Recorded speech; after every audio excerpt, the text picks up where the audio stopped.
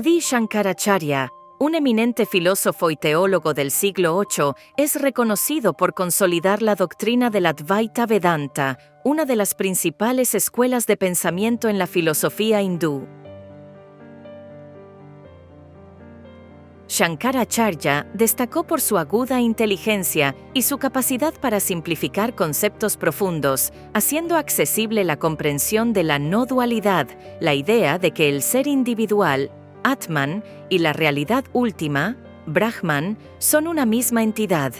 A través de sus comentarios sobre las escrituras sagradas y su establecimiento de monasterios y linajes monásticos, dejó un legado duradero que sigue influyendo en la espiritualidad y la filosofía indias hasta hoy. La cosmología Vedanta y los universos causal, sutil y denso.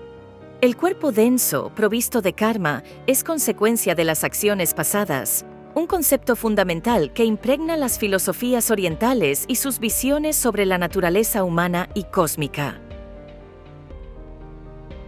El cuerpo denso, provisto de karma, es consecuencia de acciones pasadas y está formado por los 5 grandes elementos sutiles, que se vuelven densos cuando la mitad de uno de los elementos sutiles se une con la 8ª parte de cada uno de los otros 4. El cuerpo denso es llamado sede de la experiencia del placer y del dolor. Los 5 grandes elementos sutiles son conceptos fundamentales en diversas filosofías y tradiciones hinduistas. Se denominan éter, akasha. Representa el espacio o la esfera cósmica en la que se desarrolla toda la existencia. La palabra akasha tiene origen en el sánscrito y significa éter o espacio. En el contexto de la filosofía hindú y la teosofía, akasha se refiere al principio del éter, uno de los 5 grandes elementos, Pancha Mahabhuta, que constituyen la materia en el universo.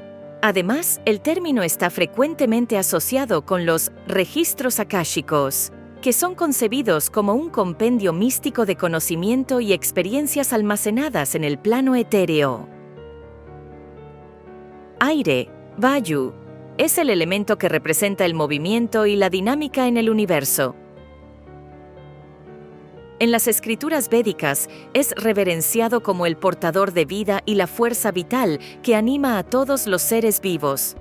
El viento, siendo esencial para la respiración y la vida, es una manifestación de Vayu. Vayu es el padre de Hanuman, el devoto monodios del Ramayana, conocido por su fuerza y devoción. También es el padre de Bhima, uno de los 5 Pandavas en el Mahabharata, conocido por su inmensa fuerza física. Vayu tiene muchos nombres y epítetos que reflejan sus múltiples aspectos, como Pavana, el purificador, y Anila, el aliento. En la filosofía del yoga y el ayurveda, Vayu está estrechamente relacionado con el concepto de prana, la fuerza vital o energía que circula en todos los seres vivos a través de la respiración. Existen diferentes tipos de prana Vayu que gobiernan varias funciones fisiológicas y energéticas en el cuerpo. Fuego, Agni, representa la energía transformadora y la luz. Agni es uno de los 3 principales dioses védicos junto con Indra y Varuna. También es considerado un intermediario entre los dioses y los humanos, ya que el fuego es el medio a través del cual se realizan los sacrificios y ofrendas a las deidades.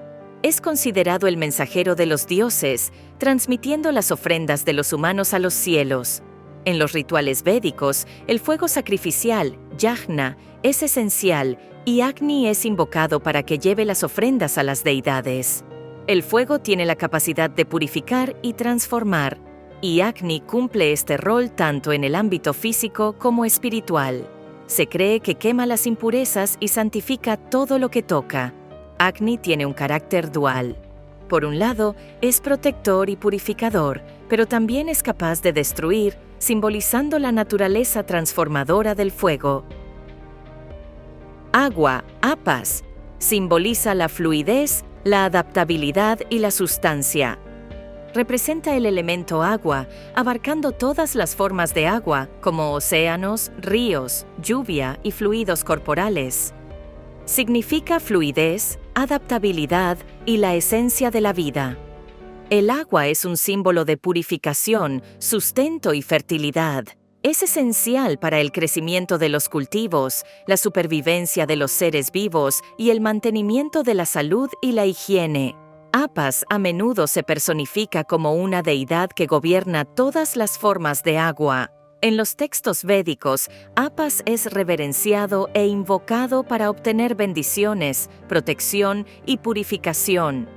En Ayurveda, Apas está vinculado con el dosha Kapha, que gobierna la estructura y los fluidos del cuerpo, incluyendo la lubricación de las articulaciones, la humedad de la piel y la regulación de los fluidos corporales. Mantener el equilibrio adecuado de agua en el cuerpo es crucial para la salud, afectando todo, desde la digestión hasta la hidratación. Tierra, Prithvi, representa la estabilidad, la solidez y la manifestación física. Prithvi, la diosa tierra en el hinduismo, es representada de varias maneras simbólicas y culturales que reflejan su importancia y reverencia en la tradición religiosa y espiritual hindú. Prithvi es personificada como la diosa Bhumi Devi o Prithvi Devi, la Madre Tierra. Los Vedas y los Puranas contienen referencias a Prithvi en forma de himnos y narrativas que describen su importancia en la creación y el mantenimiento del orden cósmico. Estos textos resaltan su conexión con los ciclos naturales y la vida misma. Prithvi es representada como una deidad maternal y benevolente en el hinduismo, simbolizando la fertilidad, la estabilidad y la conexión profunda entre los seres humanos y el entorno natural. Su iconografía y mitología reflejan su papel central en la cosmología y la espiritualidad hindú.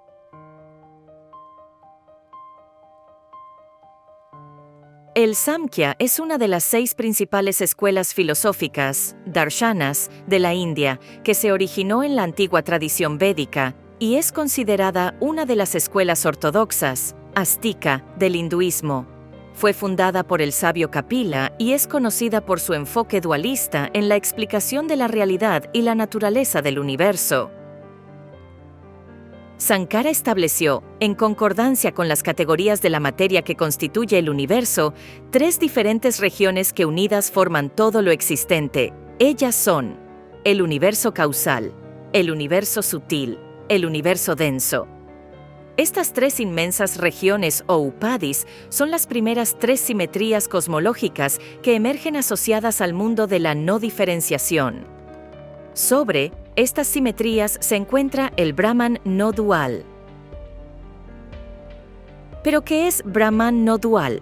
Brahman no dual se refiere al concepto central en la filosofía Vedanta, que enseña que Brahman, la realidad última o suprema, es de naturaleza no dual Advaita. Brahman no dual en el Vedanta se refiere a la realidad suprema que es indivisible, trascendental y la base última de todo lo que existe, enseñando que la dualidad percibida en el mundo fenoménico es una ilusión, maya, y que la verdadera realidad es una unidad inseparable.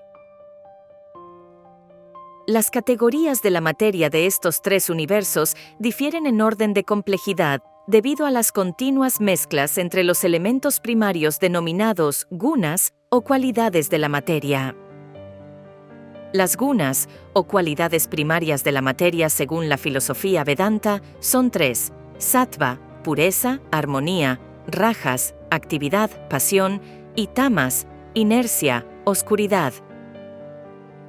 Estas cualidades interactúan y se mezclan entre sí de manera continua, dando lugar a la diversidad y complejidad observada en los universos causal, sutil y denso. En el universo causal, las gunas están en un estado de equilibrio o quietud, mientras que en el universo sutil y denso predominan diferentes combinaciones de estas cualidades, determinando la naturaleza de los elementos y fenómenos que los componen.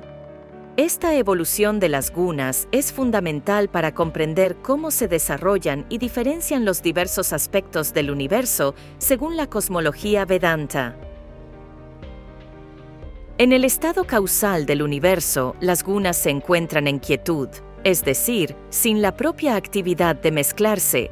A este evento generalmente se le denomina en la cosmología Vedanta como Prakriti o gunas en estado de reposo. Es Ishvara, la inteligencia asociada a las sustancias que existen en el plano causal, quien desencadena la aparición del universo, como si fuera un Big Bang que da inicio a una realidad que despierta de un sueño milenario.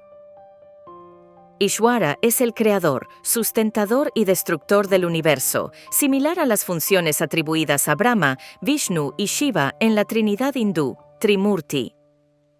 Ishvara puede ser conocido por diferentes nombres y formas según las diversas deidades en el hinduismo, como Vishnu, Shiva, Devi, entre otros. El universo sutil. Al mezclarse las gunas, dan origen al universo sutil. Es decir, al combinarse y predominar sattva, nace akasha, éter. Al predominar rajas, emerge agni, fuego. Al predominar tamas, surge prithvi, tierra. Cuando predominan conjuntamente sattva y rajas, emerge vayu, aire. Cuando predominan conjuntamente rajas y tamas, nace apas, agua. El universo sutil está compuesto por materia diferente a la que estructura el universo mensurable que la ciencia maneja mediante su método científico. Las sustancias que forman las ideas, los sentimientos, las emociones, las pasiones y la vitalidad, el prana, en todas sus diversas gradaciones, son las que forman parte de este plano. Las ideas, como algo similar al universo arquetípico platónico y al orden universal que subyace en todo, forman parte de esta esfera de realidad. La tradición oriental ofrece una divinidad en representación de cada uno de los aspectos activos de la naturaleza. El universo denso. Posteriormente, en el proceso cosmológico ocurre el llamado proceso de quintuplicación o Panchikaranam, que formará los elementos densos y que consiste, como apunta la sloka. Sloka es un término sánscrito que se refiere a un verso o estrofa poética, en la combinación de una parte de cada elemento sutil con una octava parte de los 4 elementos sutiles restantes.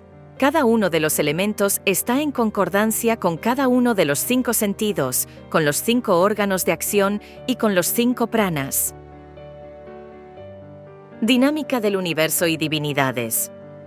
Manvantara y Pralaya. Se denomina Manvantara al proceso de nacimiento y desarrollo del universo en toda su extensión. Este despliegue va seguido de un proceso inverso de recogimiento llamado Pralaya. Esta respiración de Brahman, este constante y continuo nacimiento y muerte de universo tras universo, trae consigo el surgimiento de las divinidades o inteligencias que rigen las condiciones de todo lo existente. Divinidades y fuerzas de la naturaleza. Estas divinidades podrían asemejarse a lo que llamaríamos la inteligencia de las fuerzas de la naturaleza. Imagínese si las 4 fuerzas fundamentales, la fuerte, la débil, la electromagnética y la gravitatoria, tuvieran un símbolo con el cual pudiéramos representarlas y adorarlas. Ishvara, seres supremos, por su parte, se representa a través de la Trimurti Brahma, Vishnu y Shiva como fuerzas operativas creadoras, sustentadoras y destructoras del universo. Las 4 fuerzas mencionadas anteriormente como fuerte, débil, gravitatoria y electromagnética pueden expresarse como aspectos potenciales de estas 3 inteligencias divinas, ya que rigen los destinos y la naturaleza de todo lo existente. Relaciones entre universos. Causal, sutil y denso. La relación causal entre los universos causal, sutil y denso, gracias a que poseen las gunas o cualidades primarias en común, favorece las múltiples relaciones entre los 3 mundos y, debido a esto, es fácil interrelacionar las diversas simetrías entre sí. Desde esta perspectiva, es posible desarrollar, por ejemplo, un modo eficiente de abordar las enfermedades en su plano sutil, determinando qué tipo de correlación se establece entre los elementos densos. Así, existen, por ejemplo, árboles altamente sáttvicos, rajásicos y tamásicos. Lo mismo puede decirse de los minerales y demás seres de la naturaleza. Estabilidad de la materia. La diferencia entre la materia sutil y la densa es el grado de estabilidad que la primera posee. La mente y cualquiera de los elementos constitutivos sutiles tienen una vida inmensa que les permite sobrevivir desde el inicio hasta el fin de la vida del universo, mientras que la materia densa, que forma un cuerpo denso, colapsa con el transcurso de un par de décadas. Sankara ha presentado hasta ahora, de manera válida y coherente, que todos los upadis, sea cual sea su condición, son maya, son ignorancia, en el sentido de que en su percepción común eliminan la posibilidad de percibir todo el complemento infinito de informaciones que esencialmente forman parte de cualquier upadis. Este es el camino para reconocer la esencialidad de las cosas, para saber lo que las cosas verdaderamente son.